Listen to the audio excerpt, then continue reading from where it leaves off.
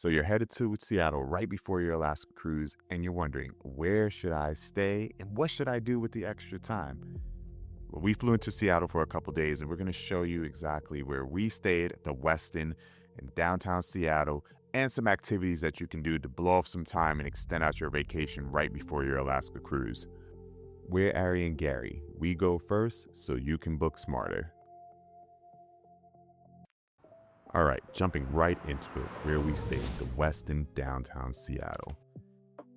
I got the premium King City view. Rate was about $492 a night, which is pretty much the average in August for a 4-star hotel in downtown Seattle. The room had a great view of the city. I was on the 27th floor. Wish I was a little higher up so I could see a little bit more of the city, maybe even the Space Needle, but still, great view to wake up to, and it was a lovely open large window.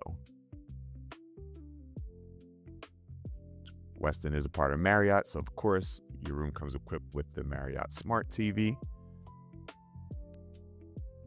There's a small sofa for seating, and it doubles as a pull-out sofa just in case maybe you have kids with you or an extra family member bunking. If you need extra sheeting and bedding, the closet has extra pillows, everything you need.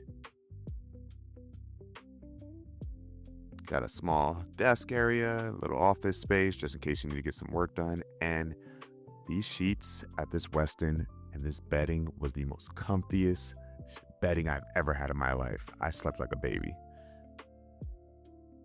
Of course, under the TV, you have your mini bar at a premium, of course,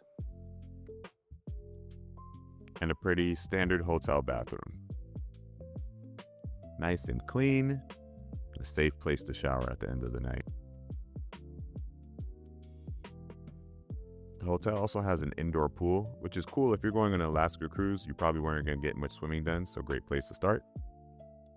And a restaurant on site that has one of the best Wagyu burgers I've ever had. Seriously, check it out. But the best part about this hotel is where it sits. Seattle has 2 terminals. Pier 66, Bell Street is right downtown and about a 15-minute walk from the hotel. Pier 91 is about 3 miles away and is probably going to require an Uber or some kind of transportation. That also puts you in walking distance of Pike Place Market, a farmer's market that sells everything from vegetables to souvenirs, jewelry, candles, you name it, they have it. And Post Alley, where you'll find restaurants and this famous Seattle gum wall. If you're short on time, this is probably the general area you're going to be hanging out in, but there's plenty here to keep you occupied. There's the Seattle Great Wheel down on Pier 57, where you can catch one of the most beautiful sunsets in the city.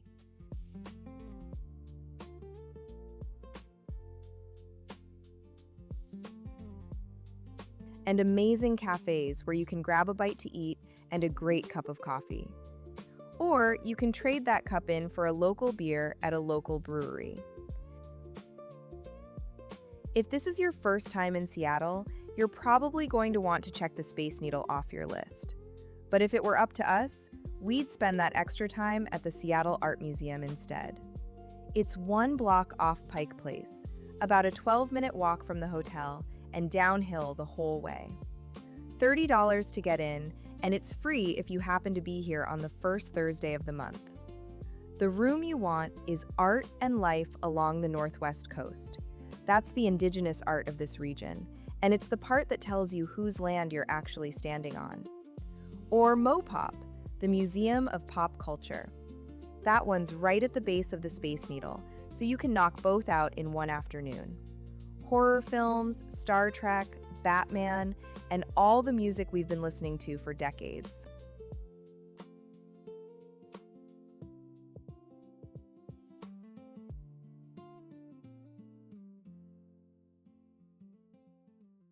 If it's your first time here, I recommend coming in about 2 to 3 days pre or post cruise. Make it a part of your vacation because Washington and the surrounding areas has some beautiful sights and some beautiful trails that aren't far away at all. I'm not dressed in any attire to be doing any kind of hiking at all right now. But this is Snoqualmie Falls, about 30 minutes east of downtown. The trail down to the base wasn't too challenging at all, and when you reach the end, the views are absolutely worth it. Would have been even more rewarding if I hadn't found out afterward that you can drive 10 minutes up the road to Salish Lodge, which sits right at the top of the falls, and get a view from above that is just as good. So hike it if you want, or you can drive if you don't. Either way, don't skip it.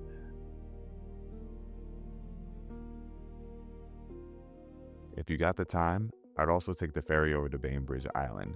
It's about a 35-minute ride out of Column Dock, and the views of the skyline from the ferry alone are worth the $11. And here's the thing, they only collect it for one way, so the $11 covers you both ways. And Bainbridge is home to pickleball, which I did not know. You learn something new every day. It's a really slow-paced town, but they got some great food here, like proper fish, home to some of the best fish and chips, and some local breweries where you can taste some of Bainbridge's own homegrown brews. There are tons of local shops to explore, and I say you can do that for about an hour or two before you get bored and feel like you gotta head back over to the main city.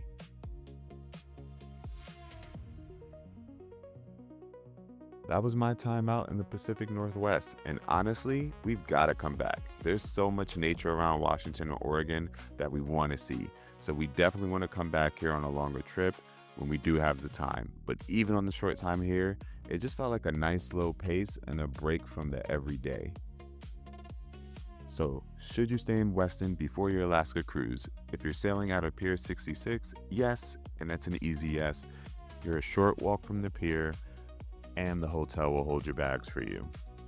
If you're leaving out of Pier 91, you have a little ride ahead of you, so you're gonna have to pay for transportation, but still, a great area to stay in if you want to see some of the local sites.